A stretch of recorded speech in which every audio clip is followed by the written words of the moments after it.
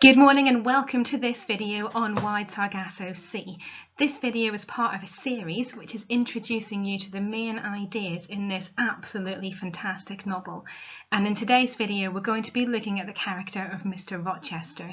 Now, as you're listening, as you're watching, make sure you're taking notes so that you can get the main ideas down. And I've put a really effective template on the side there which you could use. Now, Rochester is a character that Jean Rhys has borrowed from Charlotte Bronte's Jane Eyre, and I hope that you've had an opportunity to watch the film of Jane Eyre, to read it would be better, or to have a look at it online, look at a summary of it. And in Jane Eyre, Mr. Rochester is very much presented as being a Gothic hero.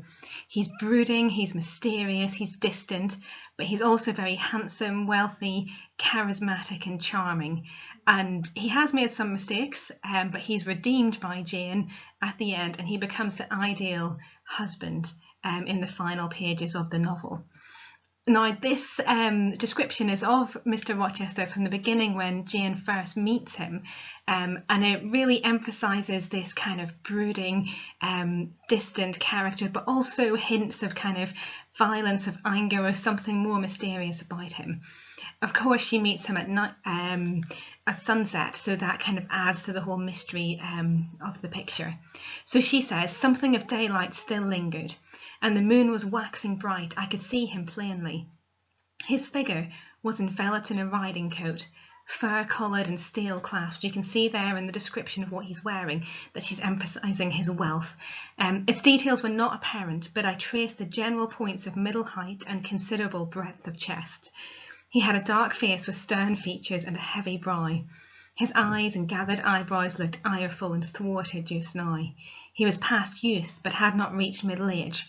Perhaps he might be 35. I felt no fear of him, but a little shyness. So Jane here, who's very innocent character in the novel, does somewhat emphasise Mr. Rochester's physical attractiveness, so his breadth of chest, but that's balanced with his sternness, with this kind of angry, dominating look that he has on his face. Slightly later on, she describes his broad and jetty eyebrows, his square forehead made squarer by the horizontal sweep of his black hair.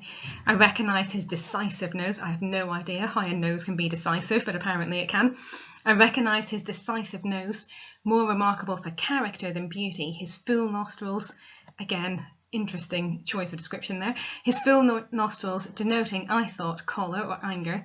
His grim mouth, chin and jaw, yes, all three were very grim and no mistake. His shape, now divested of cloak, I perceived harmonised in squareness with his physiognomy. I suppose it was a good figure in the athletic sense of the term, broad-chested and thin-flanked, though neither tall nor graceful. Okay, so here again she's balancing the athletic, the attractiveness of his body with this kind of sense that maybe there's something quite dominating, quite angry, quite resentful in his character. And of course by the end of the novel Jane transforms that, and that kind of dominating attitude becomes much softer towards her. Now, what Jean Rhys does in Wide Sargasso Sea is she takes this character of Mr. Rochester and she looks back into his history and thinks, maybe why has he turned out to be such a dominating, such a grim, such a almost unlikable character at the start of Jane Eyre. But what we find in Wide Sargasso Sea is not a Gothic hero, but actually someone who is very kind of conflicted in his ideas and almost trying to protect himself from any accusations that he's made a mistake in what he's done with his life. So what do we know about Rochester, or the version of Rochester that we have in Wide Sargasso Sea then? Well, he's the narrator at the beginning of part 2 of the novel. So we have a shift from hearing Antoinette's voice in part 1 to Rochester's voice in part 2. At this point, he's been on Jamaica for 4 weeks. He's travelled over from England to Jamaica to get married to Antoinette, who he's never met before. 3 weeks of those 4 weeks he's spent ill with a fever, and therefore been in bed the whole time. After the first month, he marries Antoinette, That's been arranged by their families. At one point in these proceedings, Antoinette has tried to stop the marriage from going ahead. And she seems not to trust him, she seems to be very suspicious of him, but Rochester has insisted. Now, it's really interesting in part 2 how Rochester presents this. Mr. Mason, Antoinette's brother, goes to Rochester to say that Antoinette doesn't want to go through with the wedding, and Rochester says that he's not going to be jilted by some Creole girl, and that's a quote from the novel. And then he goes to her and, he's very loving and he promises, his trust and his honesty and all of that. So actually we become aware from quite early on that Rochester is quite a deceptive character, that maybe he's not as loving as he pretends to be sometimes, because actually he just doesn't want to be dropped by a girl who he regards as being lower in the social standing than he is. Now, separately from that account, we hear a little detail elsewhere in part 2 that Rochester has received £30,000 from Antoinette's family, which was a huge amount of money at the time and means that Rochester can be independent.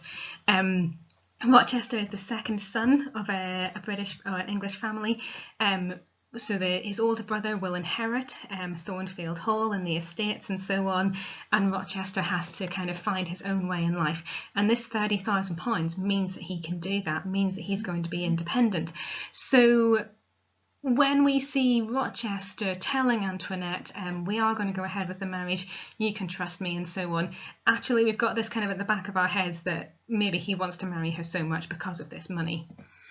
Now, at the start of part 2, Antoinette and Rochester are travelling to their honeymoon house on an estate called Grambois, which is on the Windward Islands, so they're not on Jamaica anymore. And the place is therefore somewhat alien to Antoinette. She's been there lots of times, but it's a little bit different from her home that we saw in part 1, and it's completely alien to Rochester.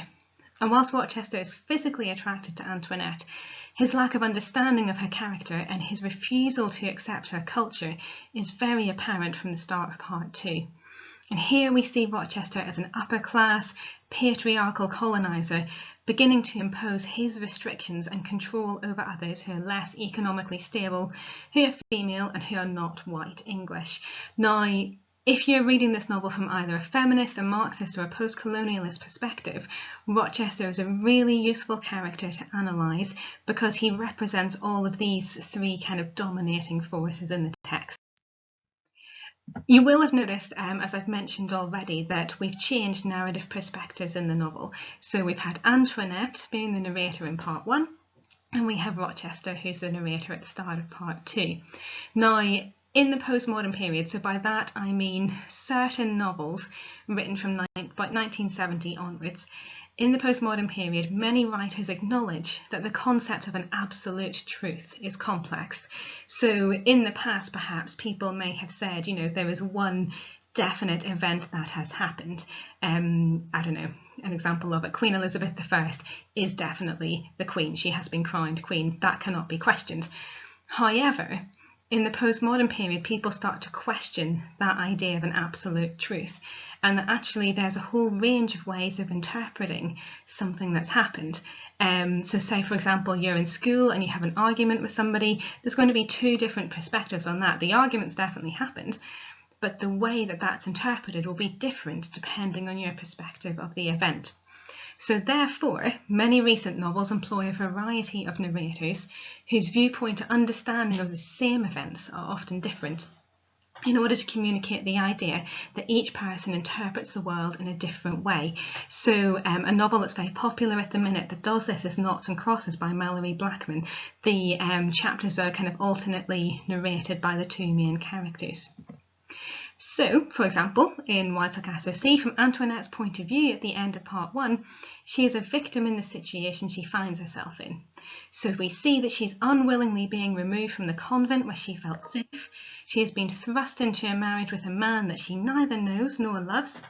However, from Rochester's perspective, Antoinette is being complicit in trapping him into a marriage of convenience. She has bought me, or so she thinks, Rochester says, referring to the £30,000. Does Antoinette know about the £30,000? There's no evidence that she actually does at this point in the novel. So the marriage has definitely happened. That is an absolute truth within the world of the novel.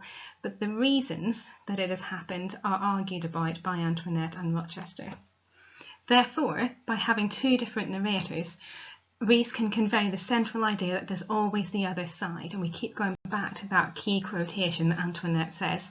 There's always a different way to interpret events depending on the perspective of the individual looking at them.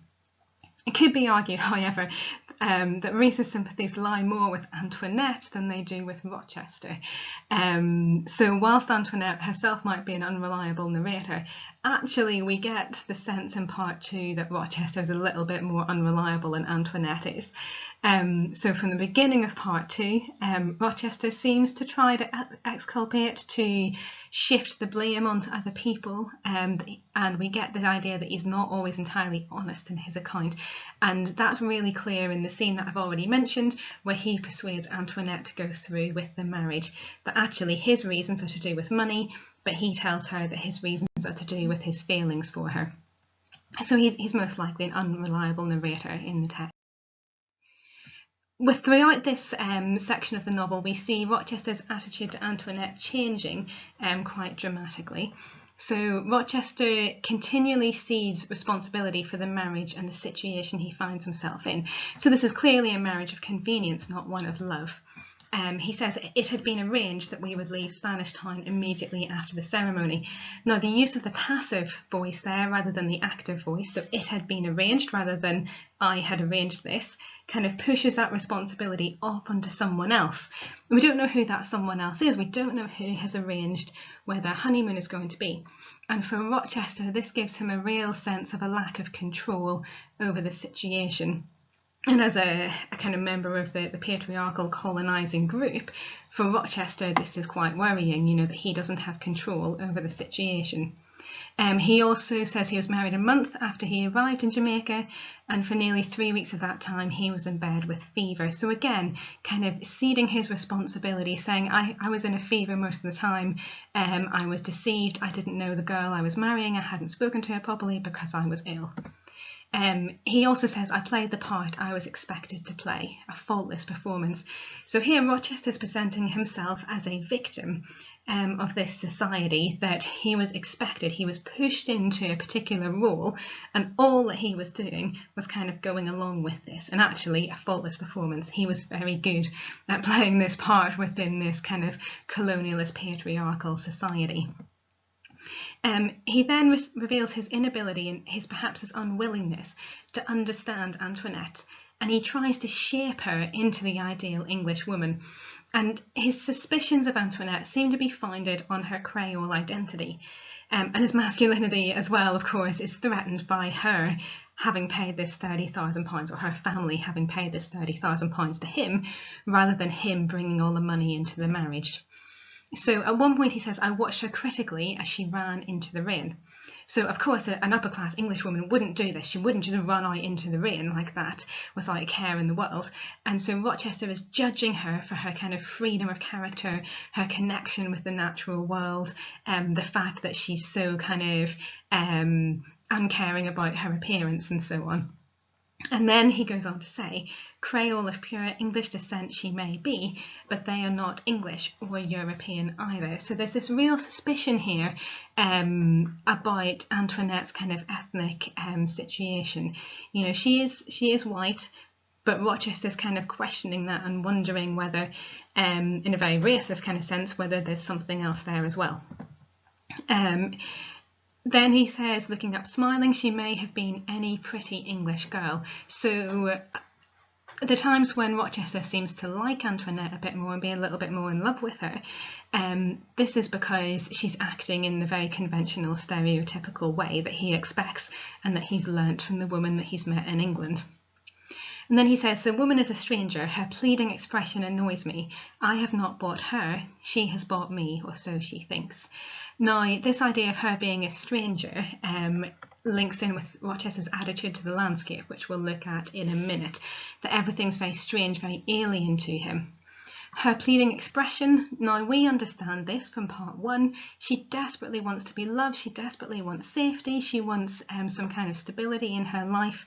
Rochester doesn't understand that, and he doesn't try to understand it either, which really decreases our sympathy for him.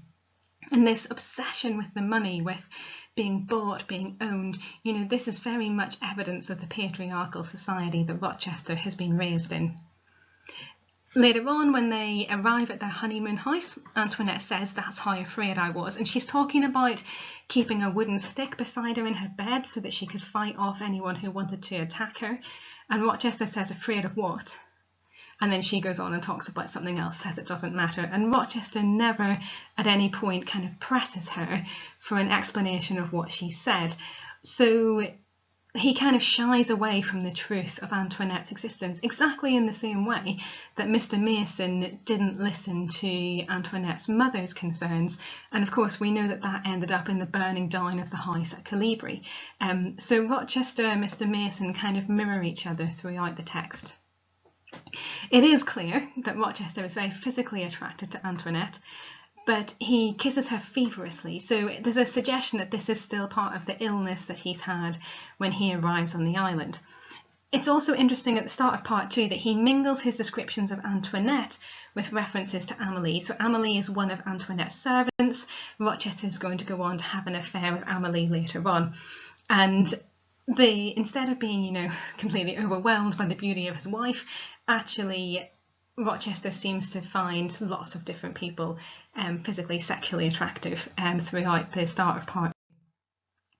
Now, his attitude to the Caribbean is very much intertwined with his attitude to Antoinette, and we've seen in part 1 that Antoinette is very closely aligned with the landscape. You know, she feels safe in the garden in Calibri, and Rochester, on the other hand, appears to be overwhelmed by the natural environment, and he continually refers to the intensity of the colours that he sees around him.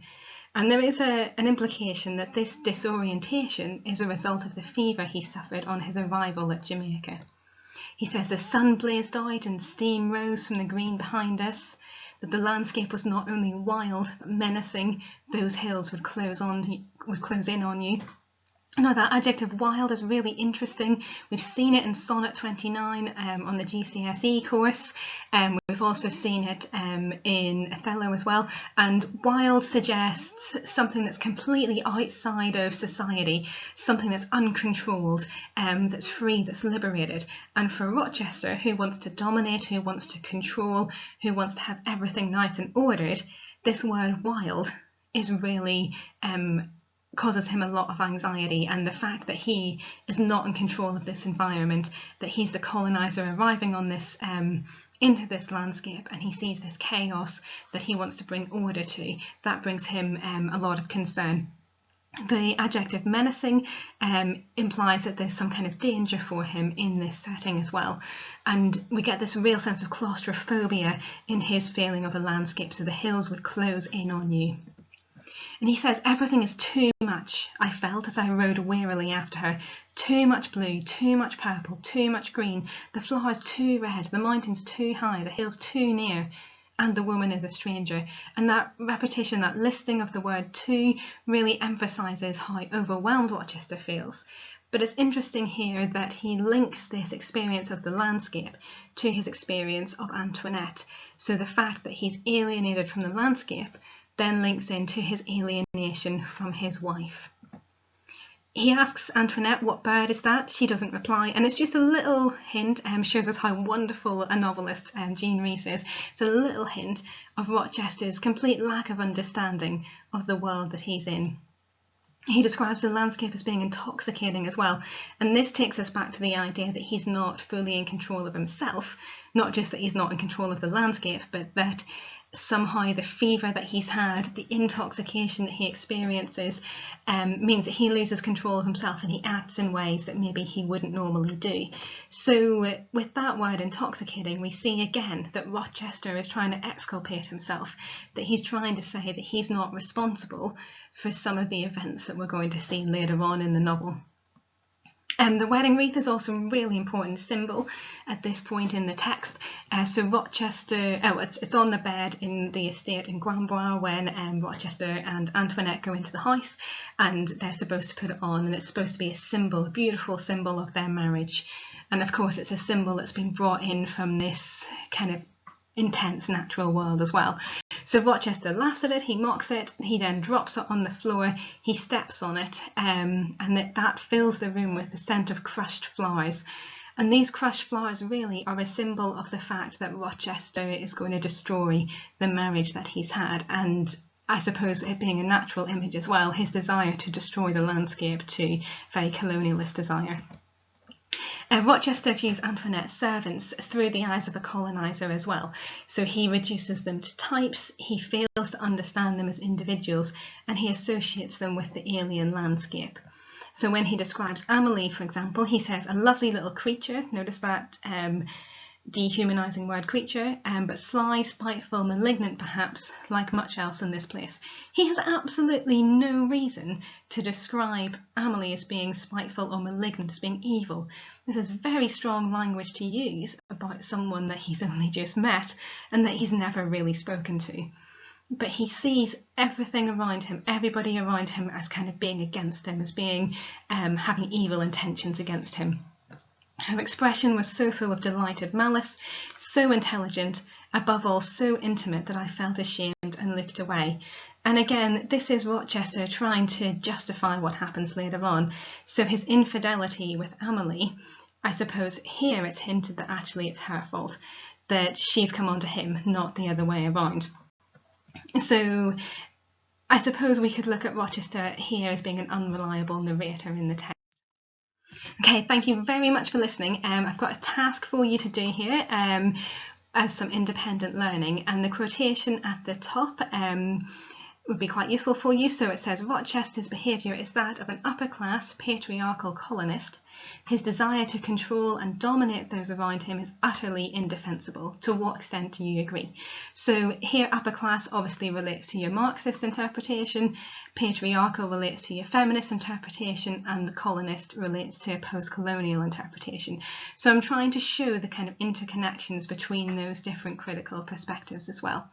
So what I'd like you to do is draw the table out as it is on the screen, and then add points and evidence from part 2 of the text to support your arguments. So as I say, thank you very much for listening, and I hope to see you in the next video where we'll look at the next section of part 2 of the novel.